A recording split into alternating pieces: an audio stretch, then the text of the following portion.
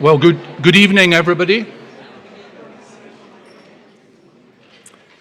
Good evening again, and welcome to the Royal College of Physicians of Edinburgh. My name is Andrew Elder. I'm a geriatrician, and I have the honour of being the current president of the college. It's absolutely fantastic to see so many of you here on such a quintessentially Dreich Edinburgh night. I've been reflecting today about the size of the attendance when I was told how many people were coming, and I'm not actually certain that we'd get such an attendance for the other one of life's certainties, taxes. But I guess we could try that. But sincerely, we are here in the college very, very keen to ensure that this place is not just a place for doctors to visit. So really very many thanks for making the efforts to come. The college is a healthcare charity dedicated to the improvement of standards of medical care. And we were founded in this city and have existed here since 1681. But we now really have an international reach, and we have a global fellowship, again with the same charitable mission, and that's increasing standards of patient care wherever we have members or fellows. Most of our work relates, therefore, to the education and training of doctors. But we also endeavour to be public-facing in our work. And this exhibition and these lectures tonight are one part of the work of our fantastic Heritage Department. And I'd like at this point to specifically thank two people. Firstly, Dr. Daisy Cunningham, who you'll be hearing from in a moment. Daisy's our Heritage Manager and Librarian. And secondly, Professor Angela Thomas, who's our Heritage Trustee, an honorary librarian. Thank you both for all the work you do for the college and heritage in particular. So if you're interested in what we do and you'd like to know more either about the college in general or our heritage work, please just have a look at the website and you can see, amongst other things, the other planned public lectures we have. Now that we're back to in-person meetings, there's just a couple of housekeeping things to mention. We're not expecting any fire alarms. The ways out are all clearly indicated. We are recording the meeting for archive purposes. We're not live streaming it tonight, and we're not planning to take any questions following each of the talks. But each of the three speakers will be available following the event, and I'm sure be able to answer any questions you have. So our subject matter this evening is death, and based around this exhibition that we have, Afterlife, A History of Death. And I was personally delighted that we ran this as a topic for two main reasons. First, as I said at the beginning, I'm a geriatrician, and that's a branch of medicine that involves a fair amount of death. And what I've seen in my professional life is that whilst many of us have a bit of a fascination with aspects of death, we often shy away from the reality of it. And it may be that at least one of our speakers will touch on that. And then the second reason I'm particularly interested is that in the UK we have a national code of practice for the diagnosis and confirmation of death, okay? And that runs from the very detailed testing that has to be done, for example, in intensive care units surrounding brain death, it runs right through to the more usual death in a hospital ward or somebody's home and how somebody's diagnosed as being dead. And I'm leading the group in the UK that's revising that code. So I've actually spent even more time of my time this year thinking and writing about death than I usually do. So we've got three talks this evening. We're going to hear first from Dr. Daisy Cunningham, who's going to do a bit of scene setting and background, then from Dr. Dan O'Brien, and then from Professor Seamus O'Mahony. So Daisy, can I invite you to open the meeting for us? Thank you.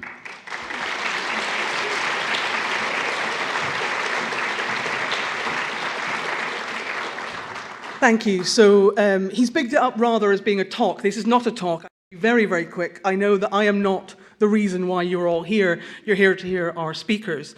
But I just wanted to comment on the exhibition itself. And the most important thing to start off with is to thank a few people. So the list you see in front of you are people who were involved in creating the exhibition, curating the exhibition.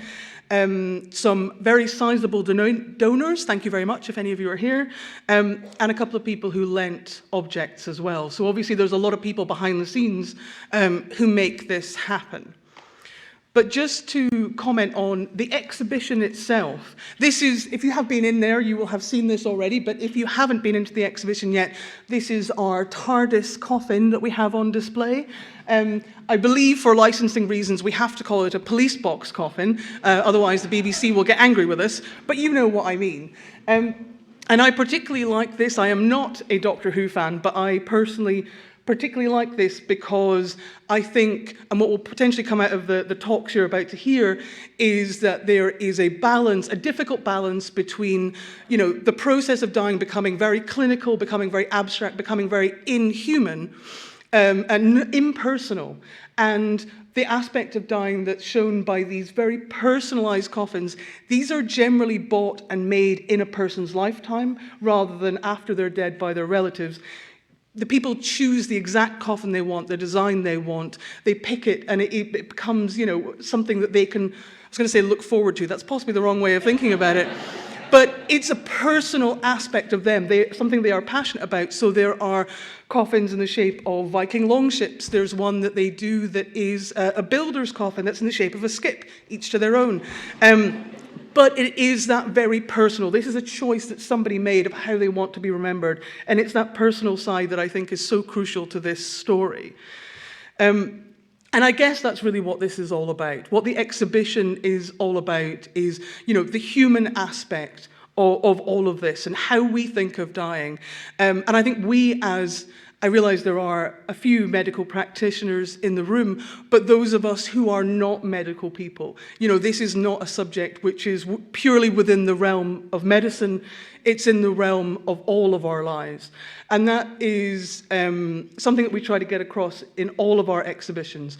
You know, there is medicine as a part of all of these stories, but people are central to all of these stories. And that's really what this exhibition is trying to get across. So that's my very brief moment. I will hand back to Andy. Thank you very much.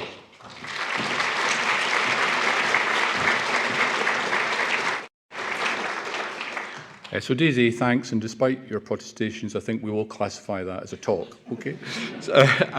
So next we have Dr. Dan O'Brien. And Dan is a visiting research fellow at the Centre for Death and Society at the University of Bath. And if I tell you the titles of his higher degree work, you'll know why we were keen to have him speak. His Master of Science, which he completed in 2009, was entitled, "What Might Be the Profession of That Dismal-Looking Creature?" Examining the representation of the undertaking trade in 18th century theatre. And his PhD, completed in 2018, was entitled "The Funeral as an Opportunity for Social Display." Dan's work has led to numerous publications, largely around how undertakers and funerals were portrayed in popular culture in the 18th century. And Dan's going to talk to us tonight about that research. Dan, thank you for contributing and welcome.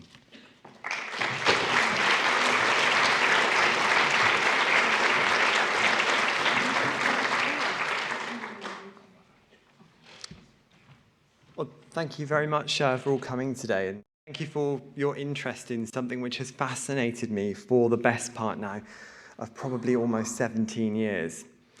I think as a historian of 18th century death and dying, and mostly funerals, one of the things that really fascinates me about it is that it's an immensely transitional time. It's a period that takes us from what might be perceived as the traditions of the 17th century all the way through to the Victorian way of death. But in and of itself, as much as I might love the 18th century, and I think we'll all get a sense of that today, it's not the only period of transition, because change is almost as constant as death itself.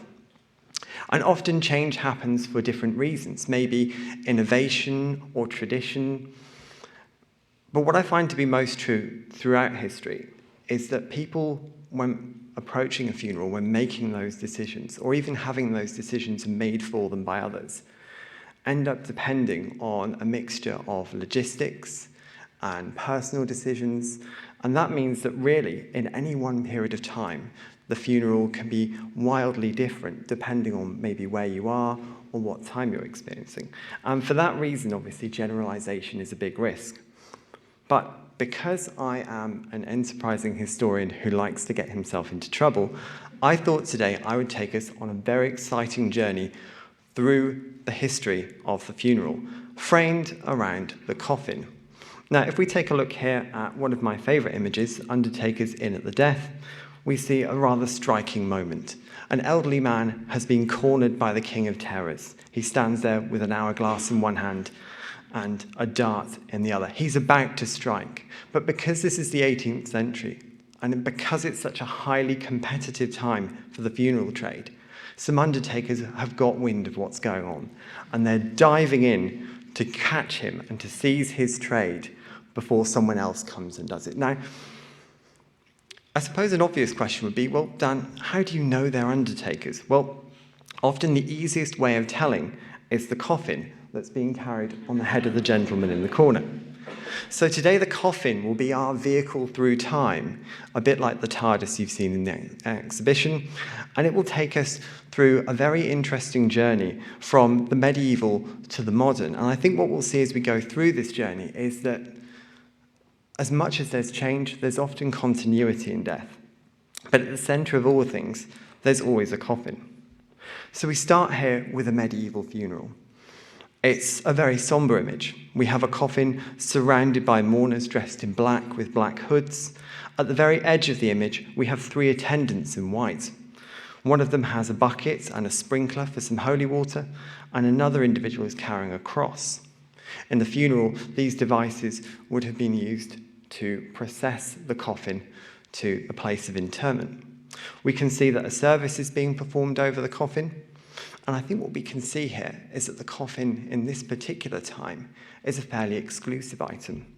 It's an item that sits at the centre of a very carefully arranged and orchestrated ritual, one which involves lots of different parts, whether they be people or whether they be inanimate objects. Now, another really interesting thing, if we look at this image here, is that the coffin is not the shape that we would recognise today. This is a gable-lidded coffin, a coffin which, if anything, would look a bit like it has a house shape to it, or quite possibly, to use another example, a Toblerone-shaped coffin. And this little gable lid is very fashionable at the time. And this is a time when the majority of common funerals don't involve coffins at all. Most people are being wrapped in a shroud and buried in the earth. Coffins are very expensive items, and often they'll only be used for intramural burials, such as burials in the church. If we take another look at a medieval image of a funeral, we see the procession that might have come beforehand. And here we get a sense of the amount of logistics involved. There are people, lots of mourners in hoods. There are lots of churchmen preceding the coffin. The coffin is surrounded by tapers. These are all things that would have to have been organised and then put into position with people acting out their roles at the right time. In the medieval period, the coffin, in this instance, is at the centre of a very statist rite. And it's interesting, too, that the medium by which we see these images, the books of hours, are also items that are possessed by people of status. These are people of status who are using fancy images of coffins as a devotional aid. Now, if we skip slightly forward in time, we see here the funeral of Lady Jane Lumley. Now, there are many similarities here. Once again, we have a coffin being processed under a heavy pall. We have lots of mourners clad in black. But we also have a shot of colour here, because this is a heraldic funeral. Lady Lumley's funeral was organised by the Royal College of Arms, and their heralds oversaw all aspects of funeral arrangement for people of rank and status. In this period, the funeral was essentially a way of communicating one's rank and status to those around, through the banners which are being carried by the heralds wearing tabards, and also via escutcheons on the coffin. This was a fairly reasonably expensive process. The heralds could decide what you needed, and you couldn't really argue with their choices either. So for the people who were eligible, this was perhaps a rather difficult time, but you would go along with it because it was expected, and that was what essentially equated respectability. What's also interesting is that during this time, for common people, the coffin has started to make an appearance, albeit in the form of a parish coffin. This is a reusable device, far less glamorous than some of the coffins being consumed by affluent people, but essentially a device that conveys you to the grave so your enshrouded body can be placed in the grave. If we skip forward to the 17th century, things are getting more recognisable. At least they are in plague-stricken London. This image shows us two visions of a plague outbreak in the 1640s. At the top, we have London, and London is respectable. London has a coffin with a pall, 3 well-dressed bearers, and all the mourners behind are carrying sprigs of rosemary, which is a really good nosegay, something to fragrance the air up a bit if it's smelling rather bad in and around the dead. This is juxtaposed with a rather fancifully bad image of things in the countryside. Here we have a group of half-naked men who are hauling dead bodies on sleds toward a river where they're promptly tossed into the river. Now, this is obviously meant to force us in a particular direction. We're meant to read this as being evidence that London, of all places, is a place of respectability and decency. But this is really interesting too, because although we can see this as a slightly fanciful image, we can learn from it that the coffin is starting to be seen as something respectable, something necessitous maybe. Now, in this period, people are starting to buy and be buried in private coffins more frequently. This is driving work for carpenters, people who've got knowledge and skills in building square or almost square-shaped things. And this would have some consequences, which for me personally are immensely fascinating. So without further ado, let's head to the 18th century. And in the 18th century, we find the funeral card of an undertaker named Humphrey Drew. And this tells us lots of interesting things about the coffin's journey from a medieval item of status all the way to a necessitous product. Because here we have an undertaker's advertising materials. We're meant to look at this and think, I want Mr. Drew to oversee my funerals because he knows what's best. The image shows us what might appear at first to be quite a familiar scene. We've got another coffin with another pall on it. Perched on top of the pall are ostrich plumes, and we can see some escutcheons down the side. But there are no heralds here, because by this time, in the early 18th century, the herald's monopoly on funerals, particularly funerals of people of status, has been outstripped by the undertakers. The undertakers have taken over this niche because they can offer flexibility. You don't have to have the funeral that the heralds suggest. You could have a more glamorous one with more different items and attendants, or you could have a more reserved one. It can be at whatever time of day you choose. This doesn't have to be the daytime, it could be the nighttime. What's also very interesting is that the heraldic items on the coffin no longer have to reflect an actual earned title. They could be imagined. They could be created bespoke for your needs. A lot of the people who establish themselves as undertakers can do these things because they have prior experience. They have prior knowledge of having interacted either with heralds or later on, they're people who've maybe worked in funerary businesses. So what sorts of people become undertakers? Well, and when we think about funeral directors today, we might have an expectation of the skill sets involved. An undertaker in 18th century England can literally be anybody. What really determines whether or not your business works is if you're actually successful. Lots of people have skills that are good for undertaking, however. Carpenters can make things from wood, so we can understand how they might make coffins. People who work with lead might be good at making lead shells to go inside those coffins to contain the dead body. People who make tinplate items might be able to make little decorations for the tops of coffins. And all of these people have a tiny kernel of knowledge from which a funeral business can grow. So quite often when we see undertakers in the 18th century, they're not working solely as undertakers. They might be like Mr. Lucas here, working as a broker, a sworn appraiser, and an auctioneer at the same time. There are actually, quite notably, a large number of auctioneer undertakers. Auctioneer undertakers combines a whole lot of really interesting skills where if you know how to make something, you know what it's worth, or at least people will trust that you know what it's worth. You can then take that a step further by becoming an undertaker using those skills, and then you can sell the people's goods afterwards. If your job works really well, you might become a full-time undertaker. But if not, you might carry on, you might even give up the line of business. Now, for some people, there are so many undertakers that a secondary trade develops. And this develops partly because undertakers are, in essence, middlemen. They're not making all the things that are required for a funeral.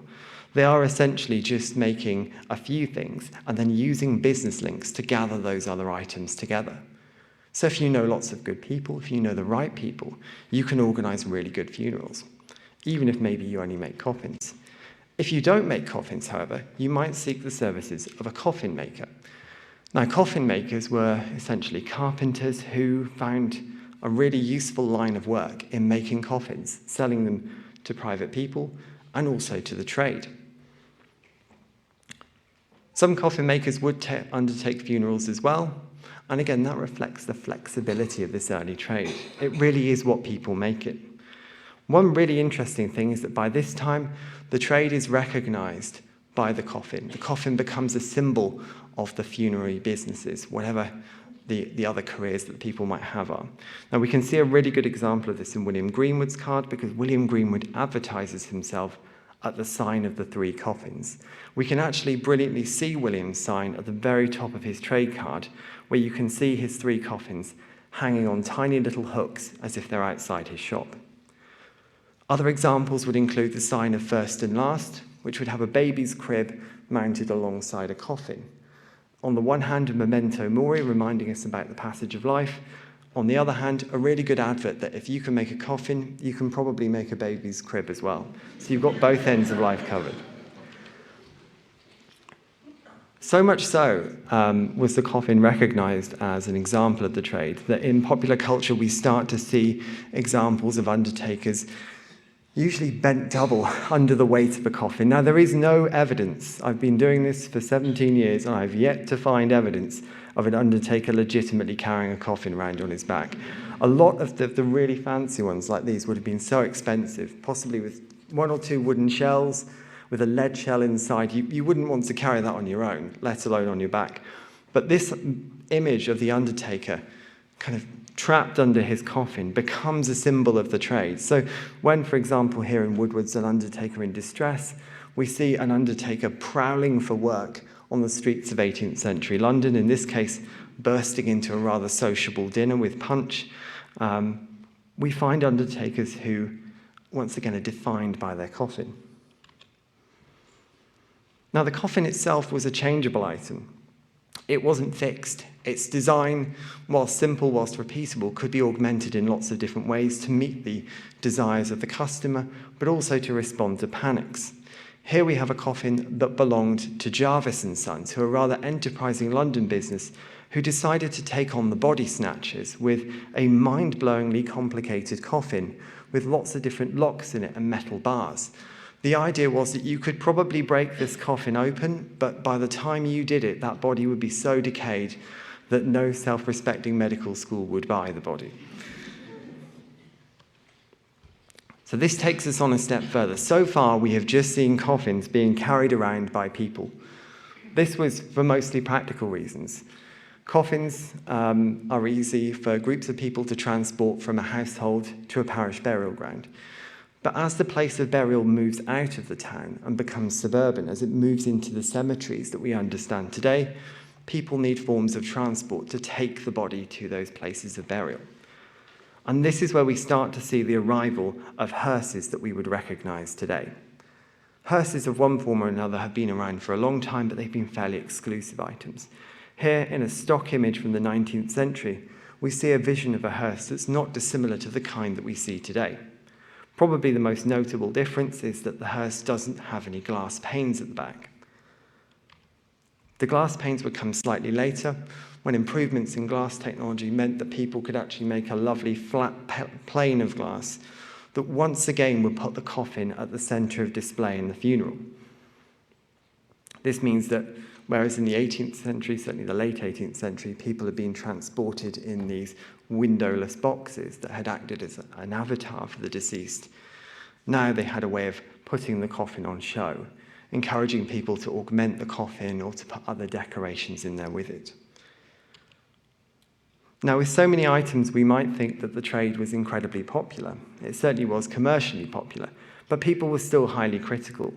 In the 19th century, people would make various different complaints about the cost of funerals, and here we see a cartoon from Punch called The Starved Out Undertakers, which imagines a group of undertakers who've lost business because essentially people have come to common sense and realised that most of their goods are not necessitous in any way. We have the mute in the centre with his stave, we have the featherman with a board of feathers on top of his head, and we have a chap carrying a hatchment that hints at the gain which the undertakers make from the deaths and the loss of others. Instead of having memorial items on it, the hatchment contains symbols of leisure, a tankard, some crossed pipes, and some cocktail glasses. Notably absent is the coffin, because by this period it was an expectation that people would have a coffin, that they would in some way, no matter how poor they were, be accommodated in some basic form of a coffin. And there are numerous scandals in the 19th century involving workhouses and undertakers, where undertakers are accused of using coffins that weren't adequate, that weren't up to the task, or compounding various different bodies into coffins. These again reflect the fact that people started to see the coffin as being necessitous. Now, by the 20th century, the vehicle that the coffin is travelling in has changed again. The motor hearse starts to come into view. The motor hearse doesn't fully replace the traditional horse-drawn hearse. We still see those around today, but it offers another opportunity for people to be transported.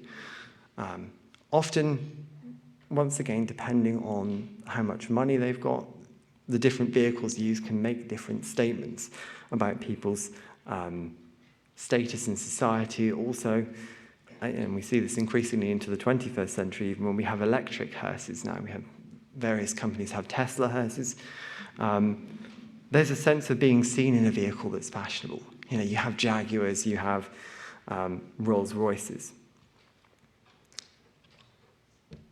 Up until this point, I've discussed items which were successful. I thought as I draw things to a close, I would focus on something which sounds like a really good idea, but demonstrates the point I've tried to make about how sometimes, for some reasons, things just don't work in the funeral trade.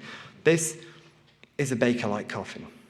In the 20th century, Bakelite was a wonder material, essentially combining wood flour with phenol formaldehyde to make something that you could mold, a bit like we mold plastic items today. The Bakelite coffin seemed like it was going to be on a really good positive track. There's a newspaper report about 50,000 coffins being bought by India because there are various different beetles and creatures that are eating through the wood, and the Bakelite coffin will answer that. Part of the problem there, though, is that the Bakelite coffin doesn't decompose in any way. It just remains in the ground as it was put. So there was a lot of hostility to the coffin from local authorities, people who didn't want Bakelite coffins to be buried in soil. And in Hartlepool, a group of councillors discussed the issue because essentially one undertaker had just buried a Bakelite coffin without asking for permission. And one of the councillors rather frustratedly stated that if a hard lump of dirt happens to fall on it, it may smash the top of the coffin, and you can imagine the effect of that. So once again, in the early 20th century, the coffin is there to act as a barrier between the living and the dead. It starts to fail, it starts to lose respectability if for some reason it might be broken. So I'd like to draw things to a close by kind of reflecting on the enormous sort of 500 to 600 year journey we've just taken, and potentially my hubris in attempting that.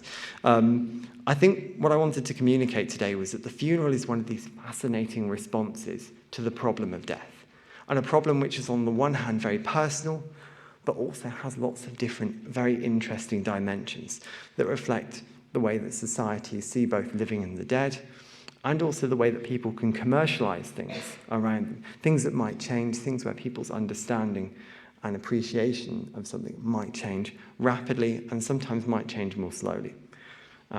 So with that in mind, I'd like to thank you all for listening, and thank you very much.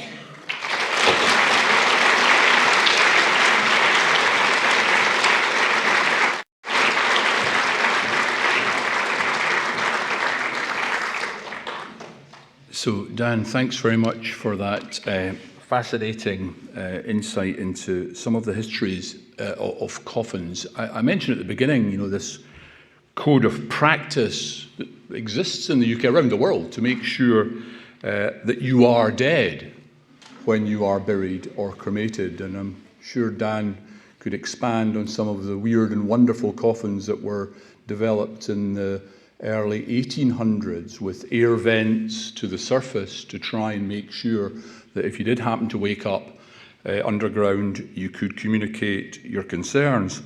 There was actually a competition in the early 1800s to try and create really reliable criteria to diagnose with certainty that somebody was dead. One of the losing entries, or my most favourite losing entry, was that you should pass a needle here in between two of the ribs into the heart, and if it twitched, you were still alive, and if it didn't, you were dead. But you'll all realise there is a problem with that method. The reason I mention it is the winning entry actually came up with criteria that are almost identical to those that we use today. So, our next talk comes from a good friend and colleague of mine. That's Professor Seamus O'Mahony. Seamus is a very recently retired from clinical practice gastroenterologist. He spent most of his consultant career in Cork in Ireland, but he spent his formative years, and sure he'd agree, learned a lot of his medicine here in Edinburgh. Specifically at the Western General Hospital in Edinburgh, where we actually worked together as trainees. So it's a kind of a welcome back to Edinburgh for Seamus. As well as being an accomplished clinician, Seamus is a prize-winning author.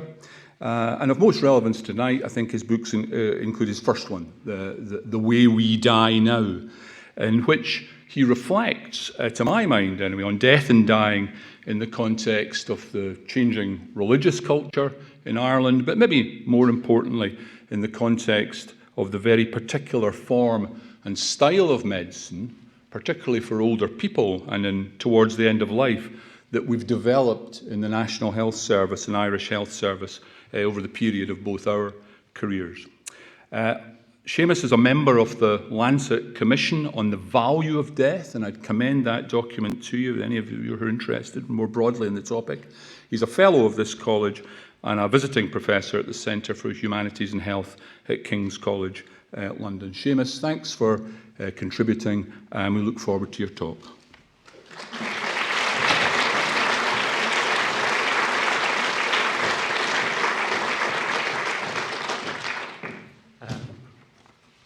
Thank you very much for that very warm introduction.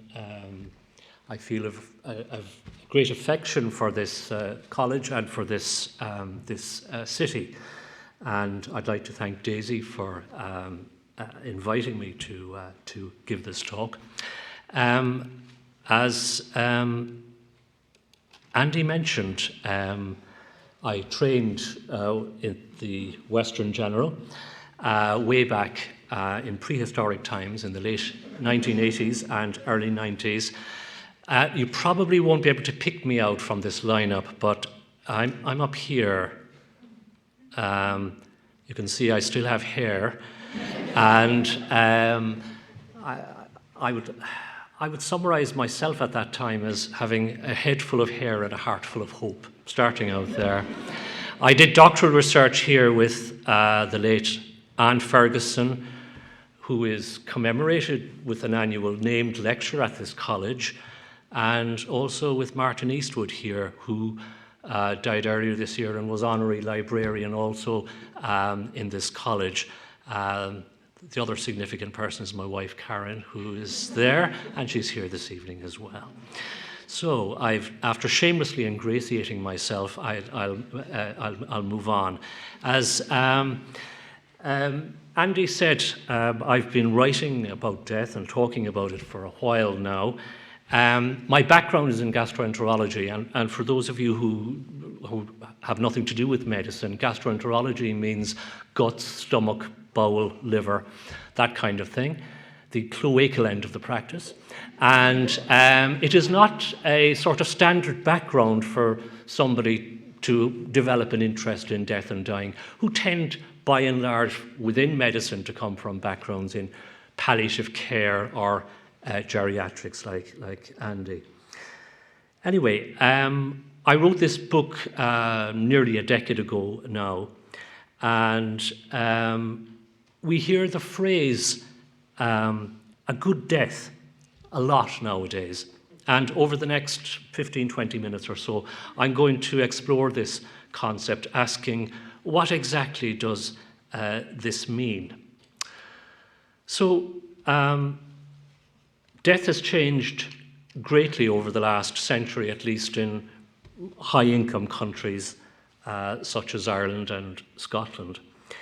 A century ago, most people would have died fairly quickly of an acute illness, often infectious, and nowadays most deaths are due to chronic diseases like dementia, various organ failure.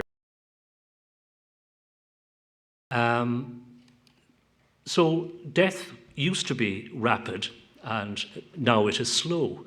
The dying process can take months or even years. Involvement of doctors in the past used to be relatively minimal. Now healthcare is the main context in which a lot of people encounter death for the first time. 100 years ago, most people died at home. Now most deaths take place within some form of healthcare setting, most often in acute general hospitals. In the past, most children would have seen a dead body. Now many people reach adulthood or even middle age without ever seeing a dead person.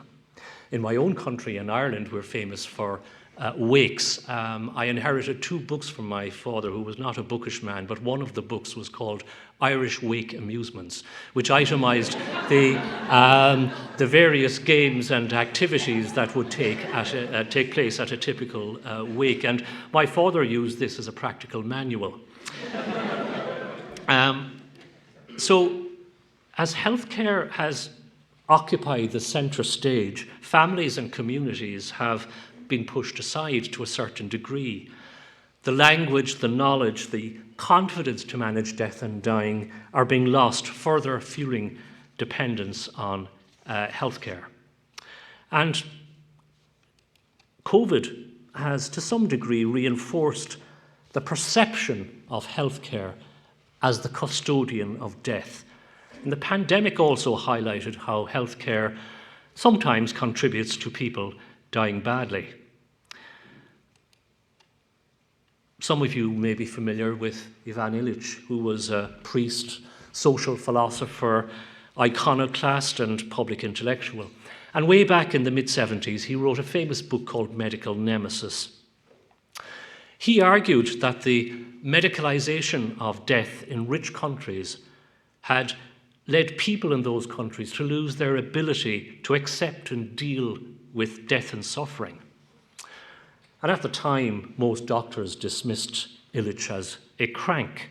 But decades on, many within medicine, prominent people like Atul Gawande, concede that Illich was largely right, that the experiment of making mortality a medical experience has been a failure.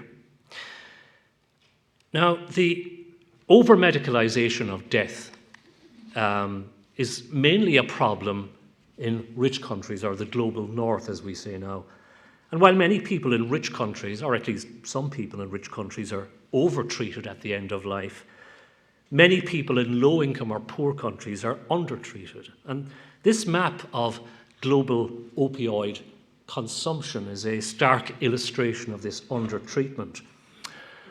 So of the 300 metric tons of opioids that are distributed worldwide every year, a mere 0.1 ton makes its way to low-income countries.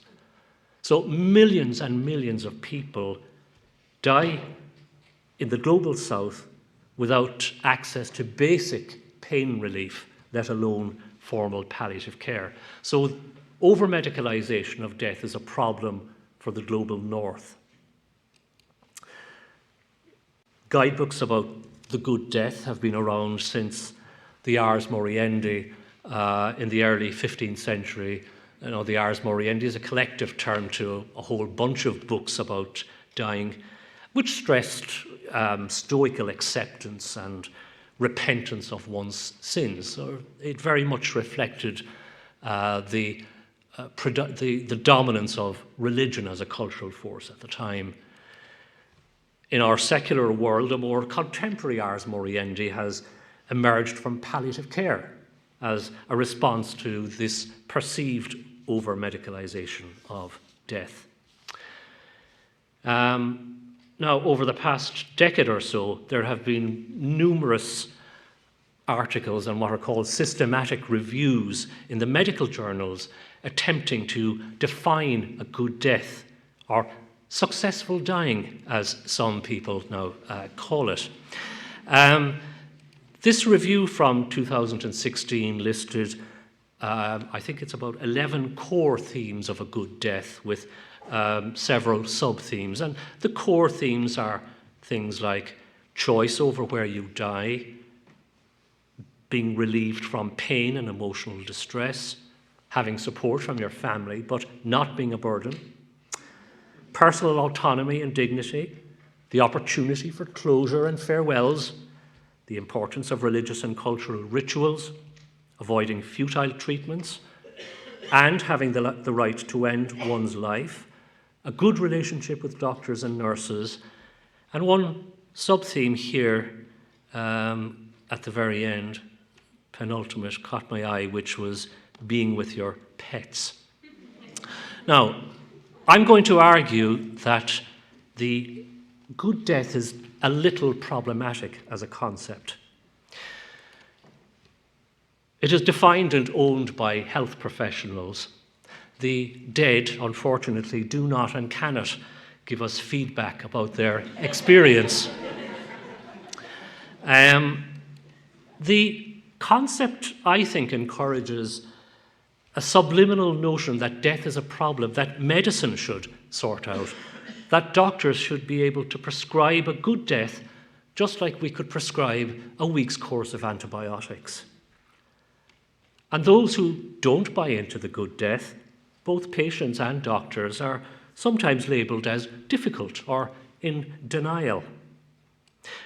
What might be a good death for one person may not be so for another.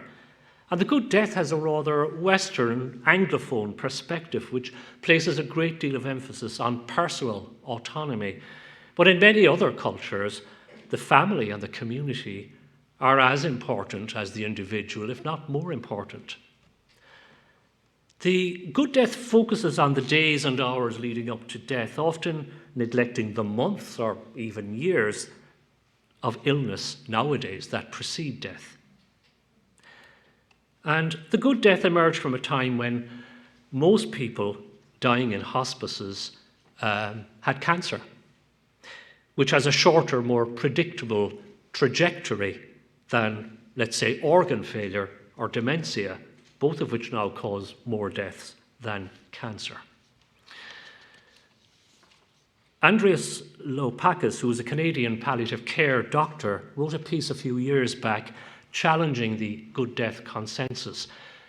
He argued that many deaths are not good, even with the very best palliative care. And he also argued that the pressure to have this fabled good death sometimes places a burden on both the dying and their doctors. He wrote, "The term the good death makes people who die with pain or psychological distress think that it is their fault, that they haven't tried hard enough. It makes doctors who have provided their best possible care feel inadequate." Some years ago, the Reverend Peter Speck, who is an English hospital chaplain, coined the phrase chronic niceness. By this he meant a kind of emotional dissonance in hospice staff. They know that death isn't always good, that it's sometimes messy and unpredictable, and their patients aren't always quiet and grateful. And he wrote, "There is a collective fantasy that the staff are nice people who are caring for nice dying people who are going to have a nice death in a nice place." And the media coverage of death and dying has focused to a great extent on assisted suicide. This binary and often very divisive issue has sucked out all of the oxygen from the societal conversation around end of life. The media present the good death in this context as one that is highly planned, tightly controlled, and swift. The dying process leading up to this good death is largely ignored. There are a few myths surrounding the good death, such as that palliative care can banish all suffering, but many within palliative care, as we've seen, people like Andreas Lopakis, concede that even the best quality palliative care can't always eliminate suffering. And Andreas Lopakis would argue that this may be no bad thing. We've set up dying at home as a surrogate for the good death, but for many people and their families, a home death is not practical or appropriate. Meanwhile, dying in ICU is held up as the very worst kind of medicalised death. But is that true? My own experience over many years of hospital practice is that the intensive care unit is often a far more controlled and peaceful environment for dying people than, for example, an acute general medical ward. And I was interested to see in the exhibition that in one installation called "It Takes a Village," one of the plaques was by an intensive care doctor called Nazir, who expressed how intensive care doctors think very much about what people dying there would wish for themselves. So intensive care, death in intensive care, may not be this awful medicalised death that it's sometimes held up as. So instead of fretting about the good death, perhaps we should focus our efforts instead on avoiding a bad death. Like pornography, it's difficult to define, but we know it when we see it. We can, to a great degree, I believe, reduce the chances of a bad death by advanced care planning after you've been diagnosed with a life-limiting disease, as we say nowadays, when the future is, to some degree, predictable. By treatment escalation plans, when you've been admitted to hospital with a complication of this life-limiting disease. Unfortunately, doctors still shy away from the so-called difficult conversation. There's simply no incentive for them to have this discussion, and it's often so much easier not to. We need to find a way for doctors to see this conversation not as difficult, but as essential. My friend Robin Taylor, who lives in Edinburgh, is a chest physician who has established and indeed championed models for this essential conversation in his neck of the woods, which is people with end-stage lung disease. Robin has argued that this conversation should be triggered when the answer to the surprise question is no. The question is very simple. Would you, the doctor, be surprised if this patient died in the next 6 to 12 months? It goes without saying that this conversation is not a one-off discussion, but an ongoing dialogue with the patient and their family. My friend Columba Quigley, who is also a graduate of Cork, worked for many years in palliative care in London. In St. Christopher's Hospice, initially, the hospice which was set up by the great Dame Cicely Saunders. Columba left palliative care and now works as a publisher. And one of the reasons she left palliative care, she told me, was the concept of the good death. And she's written and spoken about this, and I'd like to quote her if I may. She wrote, "The notion of the good death, which I subscribed to, increasingly bothered me. And I felt at odds with palliative care, the specialty that had this concept as its primary goal. Death is unknown to me, to all of us. And adding an adjective like good doesn't make it any more knowable. But medicine tries to control the beast by prescribing a more palatable tick box version, one that creates a deluded certainty. We distract ourselves from the non-quantifiable aspects of suffering and dying because we don't know how to treat them. Life," she said, "is a messy and often chaotic experience, yet we seem to be on a mission to tidy it up neatly at the last hour." She spoke too about her sister, also a doctor, who died in her early 50s, just a few months after a diagnosis of cancer. Her sister pursued active, aggressive intervention right to the very end and refused absolutely to discuss death. But Columbus said, "My sister's death would not be categorized as a good death. She died as she had lived, unreconciled to mortality, but it was a necessary way for her to die as the individual she was." Some of you may be familiar with Donald Winnicott, who was a pediatrician and psychoanalyst, and he coined this famous phrase, the good enough mother. He argued that children benefit from having parents who make regular but tolerable mistakes so they can learn to live in an imperfect world. And I would argue that instead of the good death, we should be content with the good enough death.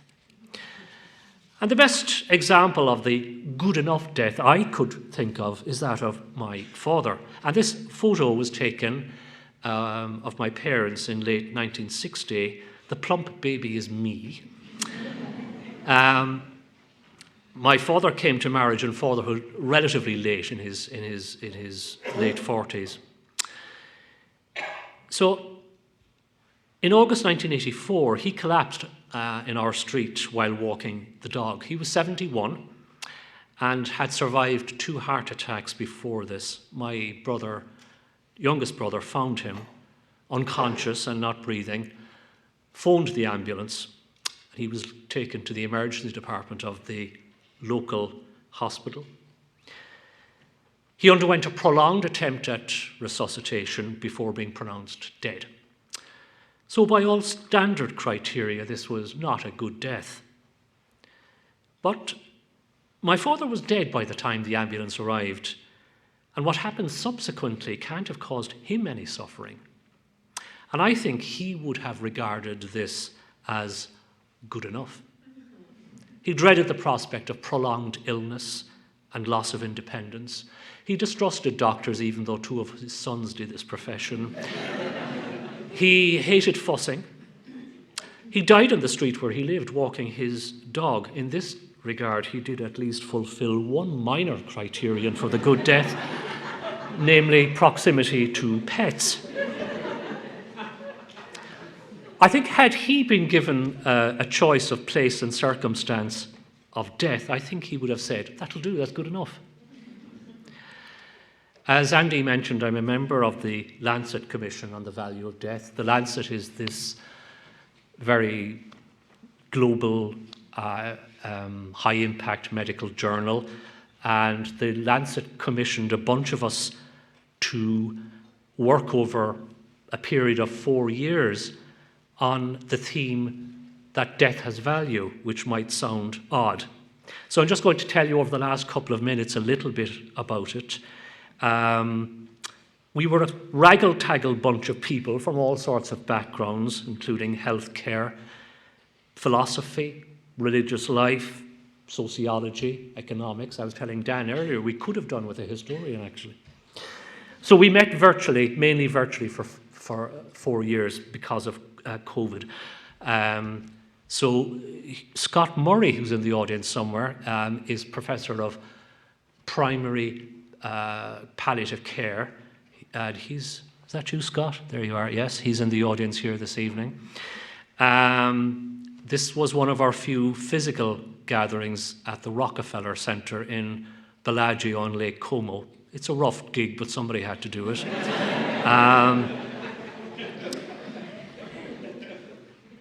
Our starting point was that healthcare has an unhealthy relationship with death. And our argument could be summarised as report, which I would urge you to read, as our president did. Our argument could be summarised as follows. Death is a relational and spiritual process, not a medical event. Death and dying must be recognised as not only normal, but even valuable. There needs to be a rebalancing so that the responsibility for caring for the dying should not fall solely to health services, nor solely to communities. Death needs to be demedicalised, but not unmedicalised. Kerala in southern India is the best known model of a community-based palliative care network, caring for the dying and their families, with over 1,600 groups and tens of thousands of lay volunteers. So it's the doctors and nurses provide the support, but it's the lay volunteers who lead the project. The Kerala project inspired the Compassionate Neighbours project in East London, launched nearly 10 years ago. The project uses a local hospice as a resource centre, but again, like Kerala, it's the volunteers who lead it. And since then, the initiative has been adopted across 10 hospices with thousands of community volunteers.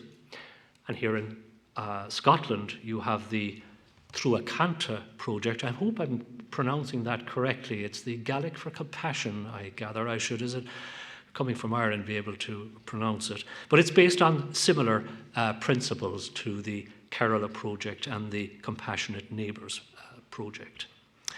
So, to conclude, I would argue that we should forget about the good death. Instead, we should try to avoid the bad death and be content with the good enough death. Thanks for listening.